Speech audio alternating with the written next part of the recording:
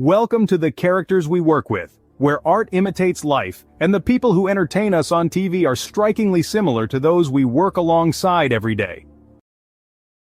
Picture this: one day, you're watching the hit show, Game of Thrones, and you observe how closely the game of politics parallels the brutality and bloodshed of the epic battles being waged. Now imagine, instead of dragons and White Walkers, you've got managers, VPs, and cunning colleagues willing to step on anyone in their quest to sit upon our office's Iron Throne. You have transported to the world of the Roy family and the HBO hit Succession. This high-powered series gives us a peek into the lives of the uber-rich and powerful.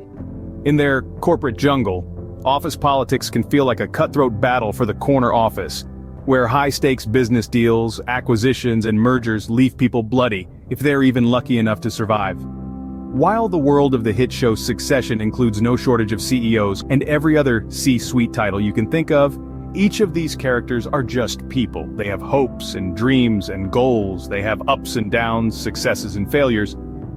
Let's drill down on a few of the power brokers from Succession and see just how closely they actually measure up to the little people, the characters the rest of us work with. While the highest-ranking person is easy to spot, from the corner office with the big windows, to the oversized parking spot with their name and title on it, to their picture on your paycheck, we never question who the boss is.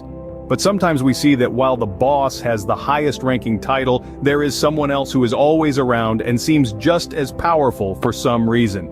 That is the Marcia Roy.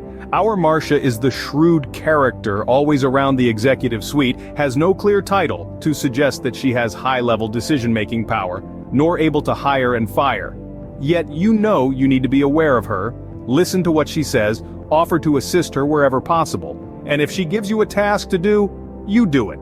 The Marcia never needs to explain why, who she is, nor what she is doing. You see that she has the ear of everyone in charge, particularly the big boss, which tells you there is much more to the hierarchy chart seen on the About Us section of the website. We all enjoy an office comic, the one who can add levity to even the most stressful situations, and never seems to take business too seriously. That is our Roman Roy. The Roman seems to get away with murder, having crossed so many lines so many times that you often wonder what it takes to lose your job around here. You wonder if the Roman may be connected to someone at the top, because you are not even sure what his title is, nor have you seen him do much work. The Roman easily mixes it up with you and the rest of the team. But like the Marcia, he also seems to have an in with the higher-ups, often seen coming out of the executive suite, chatting and laughing with the top players, and then easily slips back to his own work, leaving everyone wondering who the Roman really is. While the Roman can bring a fun, light-hearted spirit to the team, he is feeling it.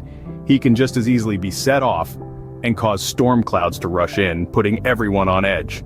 The best way people manage the Roman dynamic is to stick with a good morning, give him an audience if he is in the mood to do a bit of stand-up comedy, and do your best to stay under the Roman's radar as much as you can.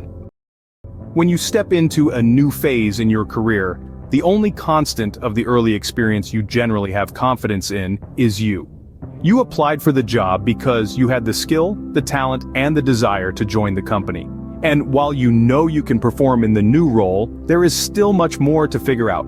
As you gain clarity on who is doing what, who the power players are, whom would you be wise to make an early ally, and numerous other factors that most of us think about as part of our onboarding process. That colleague you have a hard time putting in any category we call the Shiv.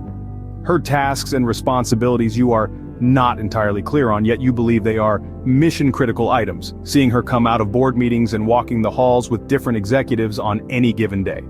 You also learn that Shiv has not been around for the 5 or 10 years that several of her upper-level peer group have been, yet there she is mixing among them. She has an aura of mystery around her, and after a short time, you are able to put the pieces together. The Shiv is a master office strategist. Her ability to read people, situations, and make calculated, brilliant moves is her greatest strength. She could outmaneuver General Patton on the battlefield if she had to, so working her way across the office stage gracefully every day is no sweat for the Shiv. As much as you know hitching your wagon to some of the big-name players a couple of floors up would be a smart move, you may want to consider a different route and look to get close to the Shiv. It would seem like a less obvious approach, but one that is sure to earn you some good pub with the right people as you sense that her advocacy may be the difference maker when you go after that next level promotion. The office prodigy, the one with clear business talent and has positioned himself for a rapid rise to the top in a short amount of time, we call the Kendall Roy.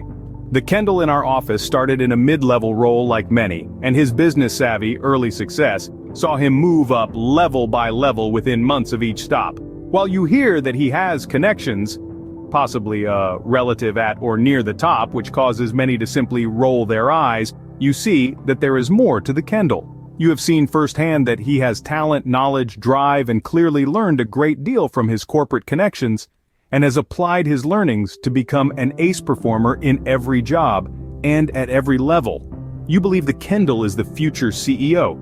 If he can keep his nose clean, continue to learn to play politics, and make good decisions. Sure, his connections have played a part in his quick rise, but unlike many executive offspring who wake up on third base thinking they hit a triple, the Kendall has a humility to him. He has his flaws, he's been humbled a few times, but perseveres such that you and others root for him to continue his rise, and someday make it to the top. The title of boss can be a matter of interpretation. Some look at it as the person they report to, the manager, the supervisor, etc., but you, they, and everyone else all roll up to the one supreme company being, whom we refer to as the boss, the Logan Roy. And if you have worked for a large-scale, even Fortune 500 company, you know that your Logan's office is nowhere near the collection of cubicles we find ourselves sitting in day to day. The Logan is so far removed from the work done at lower levels, he lost interest years ago on being the hands-on people person that people love to see in their CEO. The Logan is simply too big for that, and as his workforce grew exponentially, the further away he got. You actually don't mind that it is the Logan in charge of everything. While you hear that he is a tyrant to his team, his closest advisors, many of whom have come and gone over the years, none of it has had any impact at this level. So you are happy to make your living, do your work, and as long as your direct boss is good to you, you have no complaints. But you do think about getting into the Kendall's ear soon and tell him to be careful what he wishes for. At times throughout our career, we have looked around at our group of colleagues and realized that we are surrounded by prodigies, jokesters, cunning strategists, and puppet masters, all of whom are beholden to a tyrant, much like the Roy family from Succession. While most of us are unlikely to experience a workplace where all such characters surround us all at once, but thinking about what makes the Roy family members tick, what they care about, and how they go about their work and their lives, we see some commonalities to the average workers and people we know. They have ambition, drive, talent, business savvy. They make mistakes, overplay their hands, have flaws, and get taken down a peg from time to time. In that way, they are less like the cold, calculated, cutthroat business savants we see on TV, and more like the characters we work with every day. Thanks for watching. To see more of the characters we work with, stop by the CW3 blog section at careerion.com.